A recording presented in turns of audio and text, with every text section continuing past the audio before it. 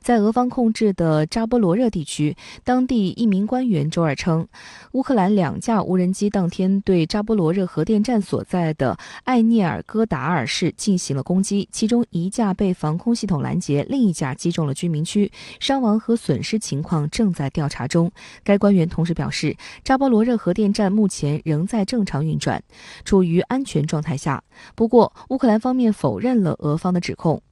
自俄乌冲突以来，乌方已经使用无人机多次对俄方发动了攻击。美媒指出，无人机一直是俄乌冲突的关键元素。乌克兰军方使用土耳其制造的骑手无人机袭击俄军的指挥所、坦克和地空导弹系统，取得显著效果。另外，美国一直在权衡是否应该向乌克兰提供可以配备地狱火导弹的大型无人机，而俄罗斯则使用自制的海鹰10无人机开展侦察和电子战。但在近5个月的冲突中，由于被击落或坠毁，双方保有的无人机数量一直在减少。美国总统国家安全事务助理沙利文于当地时间周一透露，随着俄罗斯军队继续猛攻乌克兰东部地区，莫斯科在维持军备方面遇到了问题，但俄军这一短板或很快被补齐，因为伊朗方面将向俄提供大批无人机。That our information indicates that the Iranian government is preparing to provide Russia with up to several hundred UAVs, including weapons-capable UAVs, on an expedited timeline. Our information further indicates that Iran is preparing to train Russian forces to use these UAVs, with initial training sessions slated to begin as soon as early July. It's unclear whether Iran has delivered any of these UAVs to Russia already.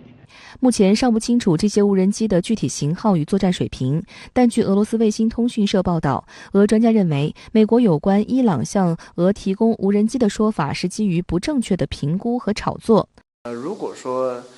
此事为真，在这样的前提之下，考虑到这个伊朗的无人机产业呢，它可能向俄罗斯提供的最多的应该是这种就是中等大小的侦察用的这一类的无人机，因为一方面就是说这类无人机是这个伊朗在各种生产的无人机里面它是比较擅长的，然后另一方面呢，这类无人机也是俄罗斯在这个乌克兰战场上相对比较短缺的。美国智库海军分析研究中心的军事分析师塞缪尔·本德特表示，伊朗在无人机打击目标方面有着良好的记录，包括穿透美国提供的防空系统并袭击沙特炼油厂。他认为，如果伊朗无人机提供给俄方，将在打击乌克兰发电站、炼油厂和其他关键基础设施方面起到非常好的效果。伊朗愿意支援俄罗斯在这个事情上，主要和地缘上的局势关系不是特别大。毕竟这个对于乌克兰这块来说，伊朗其实没有特别明确的立场。利益交换的角度讲，就是说这个俄罗斯很可能是向伊朗许诺了，比如说在其他的政治、经济、军事领域的这种支持。俄媒称，普京总统也将访问德黑兰，参加俄土伊3边峰会。美国家安全事务助理沙利文透露，伊朗将向俄提供数百架无人机。美俄发力中东，在博弈什么呢？在拜登访问中东之后，普京也将出访中东。从客观的外交态势来说，美俄在中东地区的外交战的意味是非常的浓厚。俄乌冲突已经外溢到了中东地区，或者说对中东的局势产生了连锁的冲击。美国总统国家安全事务助理沙利文在记者会上就透露说，伊朗将向俄罗斯提供数百架无人机这样的消息。我认为可以从2个方面进行解读。第一呢，美国的情报是否准确的问题，伊朗是否真的要提供大量的无人机，并没有确切的消息，至少当事方没有披露出来。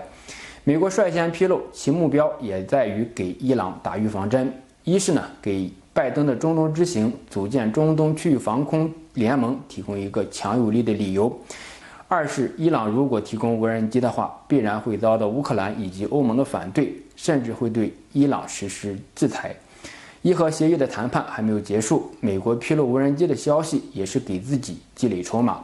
第二个方面就是无人机本身扮演什么样的角色。在乌克兰战场，无人机的确扮演了非常重要的角色，也有人认为以无人机为载体会形成新的战争形态，甚至将无人机视为制胜的法宝。不可否认的是，在近些年，无人机越来越被用于战争的场景，正在改变战争的形态和方式，尤其是在准战争的对抗之下，无人机承担了一些特殊的任务。俄乌双方的对决过程中，并不是以无人机为主的博弈，而更像是传统的消耗战。无人机呢，只是一种武器，而达不到制胜法宝的程度。另外呢，俄土伊三国峰会其中的意味也是颇为复杂。土耳其是北约成员国，北约其实是与中东为邻了。另外呢，土耳其向乌克兰提供了不少无人机，也发挥了很大的作用。如果单从无人机的角度来看，如果伊朗向俄罗斯提供无人机，那就意味着土耳其和伊朗的无人机要在战场上相见了。由此呢，三国峰会的战略沟通和协调的含义就大打折扣了。因此啊，对于伊朗向俄罗斯提供无人机这个消息，我们可以让子弹再飞一会儿。俄乌冲突和中东的变局缠绕在一起，其实是全球安全的巨大的黑洞。